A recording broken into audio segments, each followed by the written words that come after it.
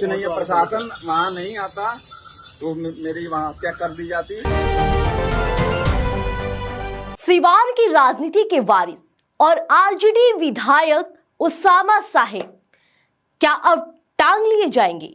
ये सवाल इसलिए क्योंकि तेजस्वी यादव के साथ कंधे से कंधा मिलाकर चलने वाले उसामा साहिब पर अब सीधे बड़ा और संगीन आरोप लगा है।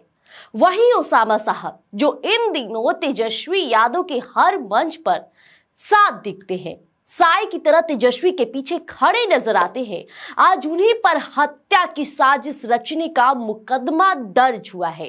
देखिए, सिवान की धरती पर गोलियां चली है, स्कॉर्पियो के परखच्चे उड़े हैं और नाम आया है उसामा साहिब का। नमस्कार, मैं प्रिया राज और आप देख रहे हैं स्वराज पोस्ट। बड़ी खबर सिवान से आ रही है। जी हां, जहां चंदन सिंह नाम के शख्स के काफिले पर जानलेवा हमला हुआ है।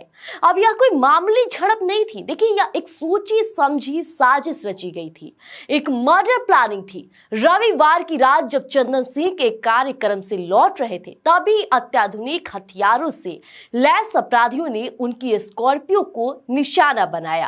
अंधाधुंध फायरिंग की गई, गोलियां बरसी और गोली सीधे चीरती हुई निकली। चंदन सिंह बाल बाल बच गए, लेकिन असली धमाका तब हुआ जब एफआईआर दर्ज हुई।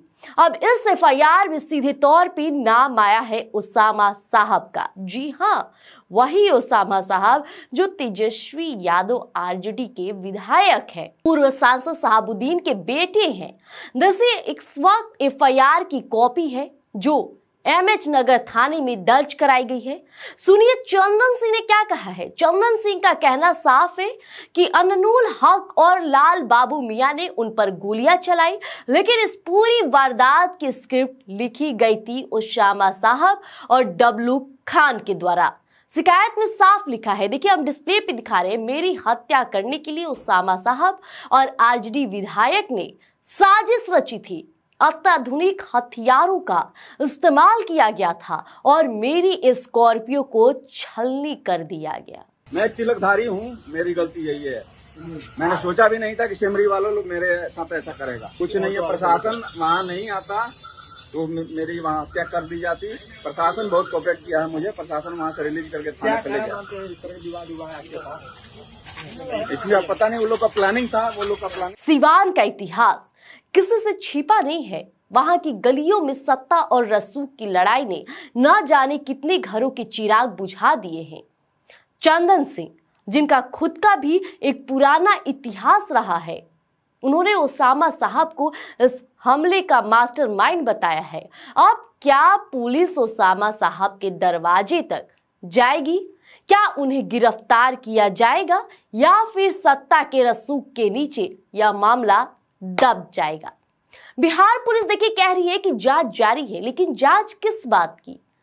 एफआईआर दर्ज है, चश्मदीद मौजूद है, क्षतिग्रस्त गाड़ी गवाही दे रही है। नीतीश कुमार के सुशासन में क्या एक विधायक पर कार्रवाई होगी?